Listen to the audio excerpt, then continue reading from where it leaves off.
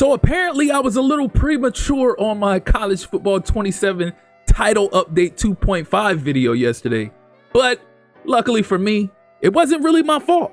Apparently they didn't drop this other live content update until later in the day around 3:47 p.m. And this update is an update to gameplay, specifically targeting two specific features in the game: timing-based catching as well as punt strength adjustment. So timing-based catching has been getting a lot of flack lately.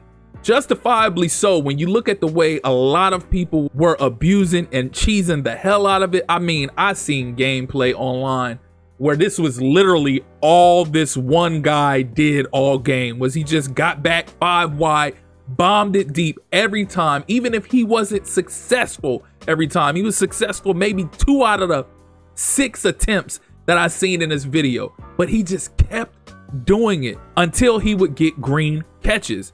And a lot of people in the community have been complaining about this because they've been saying it is too OP and people aren't really playing the game of football. And from what I've seen, they really haven't been playing the game of football. They just been throwing it up and going and getting it. Well, now it seems that this has been tuned and it's not completely nerfed to where you just can't get any greens anymore at all.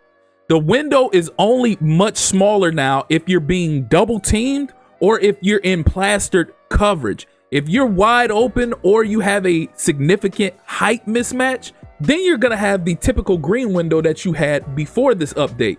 But now, after this update, the window is so small, it is so tiny, that if you do get that, you deserve that and you earned that green. So good job by EA adjusting that and nerfing it for all the individuals out there who spam the hell out of that feature. It's always one or a group of individuals that make it bad for everybody else. It would be one thing if you just ran your offense as typical and you just utilized that and took advantage of it here and there, but to make it your entire game, that's a bit ridiculous. Play football, come on now. But moving on to the other gameplay adjustment they made, punt strength. And this is something I just now learned about due to it being updated in this live content update.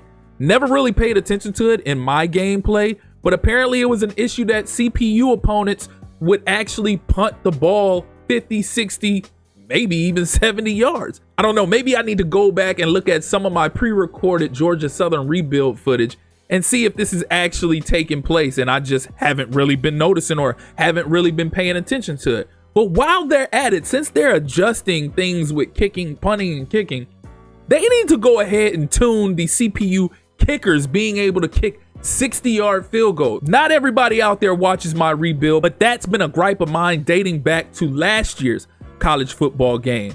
How do you have all of these college football kickers knocking in these 60-yard field goals, these 55-yard field goals with ease, automatic, every time like they're Brandon Aubrey, knowing damn well in real life, college kickers aren't built like that. You have a few here and there, and they actually end up making it to the pros and becoming something.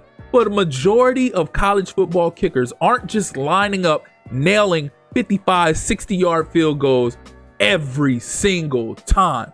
It wasn't like this in college football 25, but in college football 26 and carrying over here in college football 27, it has become a problem. So since they're adjusting punch strength, CPU punch strength, so on and so forth, they need to go ahead and adjust CPU kick strength and accuracy. But that wraps up the live content update section of this video. But I do have one other thing that I like to add. I didn't hear about this until I saw Mad Money Shot's video talking about this, but apparently he found out about this due to his community members commenting it in his comment section in one of his prior College Football 27 update videos. But there was an issue after last week's patch where in Ultimate Team, if you unlock certain uniforms and you would try to access those uniforms in an Ultimate Team session, you would automatically get an error and get kicked. And it was only these specific uniforms that you were unlocking. It wasn't the standard uniforms that it came with. If you were toggling through the standard uniforms, it'd be perfectly fine. But once you land on one of these uniforms that you unlock,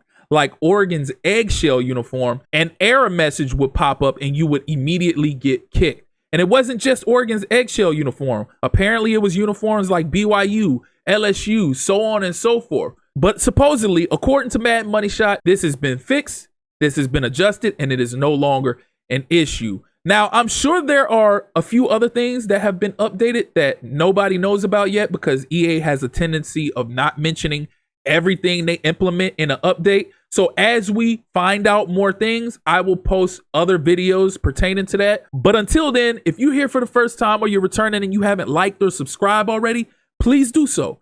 Click that notification tab so you can stay up to speed with more College Football 27 content, whether that be tips, tricks, tutorials, team builder content, dynasty content, updates, you name it, we'll have it here. Again, I appreciate you all for tuning in. That's been my time. Till next time.